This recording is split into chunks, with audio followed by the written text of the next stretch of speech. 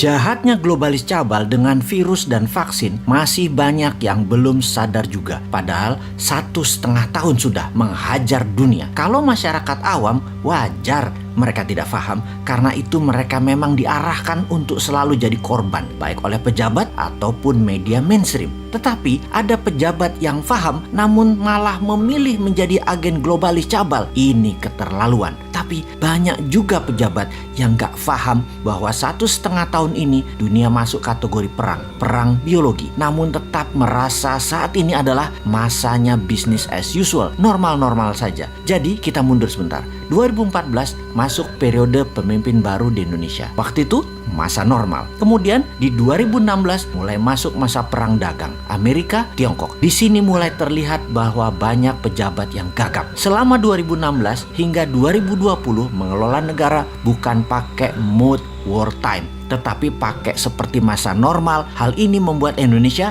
tertinggal. Tetapi masyarakat banyak yang gagal paham bahwa kesalahan melihat dunia berefek seperti saat ini. Indonesia jalan di tempat. Buktinya GDP per kapita hanya dari 3.800 ke 4.000-an dolar per kapita. Ini harus terlihat sesungguhnya sebagai kurang berhasil dalam tanda petik membuat Indonesia berdaulat ekonominya. Karena salah melihat peta dunia, salah melihat world map. Lalu berlanjut di tahun 2020, di mana saat itu adalah perang biologi dunia atau dunia kena pandemi virus buatan yang bernama corona. Perang ini bisa panjang, bisa pendek di setiap wilayah, tergantung pejabat suatu negara berstrategi mengelola negaranya. Kalau mau cepat, ada strategi bernegara yang memilih ikut maunya globalis, yaitu beli vaksin mereka. Ada yang tidak mengikuti produk globalis, yaitu tidak pakai vaksinnya, tetapi pakai imunitas atau imunoterapi, pakai penguatan imunitas tubuh. Penguatan imunitas tubuh sangat berlawanan dengan maunya globalis cabal, yaitu menggunakan vaksin. Negara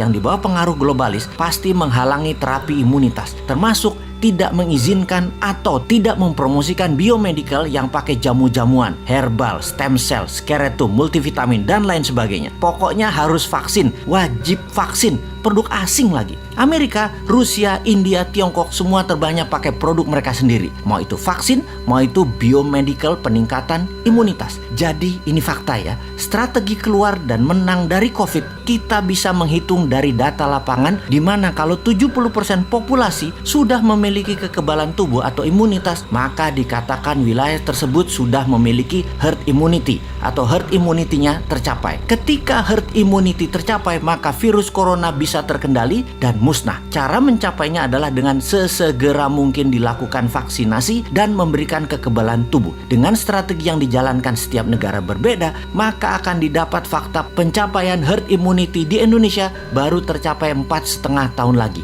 dengan kecepatan 250.000 vaksin per hari yang dilakukan pada saat ini dengan stok 400 juta vaksin yang akan disediakan. Ini waktu yang lama. Masa anak kita sekolah masih di gadget hingga 2 tahun ke depan sih? Waduh. Tetapi bagaimana? Lah bergantung banget sama produk asing. Coba yang namanya Nusantara, Merah Putih, dan lain sebagainya dikategorikan solusi. Pasti 2 tahun ke depan herd immunity tercapai, sehingga beberapa wilayah per Juli ini bisa sekolah normal anak-anak kita. Bukan sampai 4 tahun lagi hidup di gadget. Kita bandingkan sejak 6 bulan yang lalu. Amerika dengan 1,8 juta vaksin dan berbagai imunoterapi per hari, maka dalam 5 bulan lagi herd immunity di Amerika tercapai. Tiongkok lebih dulu lagi. Sejak 9 bulan yang lalu sudah dengan kecepatan 15 juta per hari. 4 bulan lagi atau sekitar bulan September herd imunitas tercapai. India bahkan dengan kecepatan 2-3 juta per hari, diperkirakan 2,5 tahun lagi herd imunitas di India tercapai. Kalau Indonesia masih 4,5 tahun lagi. Ini gawat, bisa nggak berhaji selama 4 tahun ke depan. Ya ini mismanajemen kelolaan bernegaranya. Ditambah bisa sekolah dari gadget hingga 4 tahun ke depan. Waduh, bisa hilang keterampilan sosial anak-anak generasi Z zilenial ini yang saat ini usianya 20 tahun ke bawah. Jangan begitulah mengelola negaranya, wahai pejabat.